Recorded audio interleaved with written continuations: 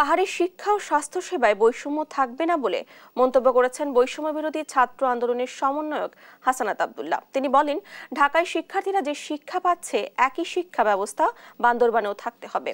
বুধবার সকালে বান্দরবান ক্ষুদ্র নৃগোষ্ঠীর জনগোষ্ঠীর সাংস্কৃতিক ইনস্টিটিউট প্রাঙ্গণে মতবিনিময় সভায় এই কথা বলেন তিনি। হাসানাত বলেন, পাহাড়ে পাহাড়ে চাঁদাবাজি চলে, যা ফ্যাসিস্ট সরকারের অংশ। ছাত্র জনতা এর বিরুদ্ধে প্রতিরোধ গড়ে তুলবে। এ সময় সমন্বয়ক পদে বিশৃঙ্খলা না করার আহ্বান জানান তিনি।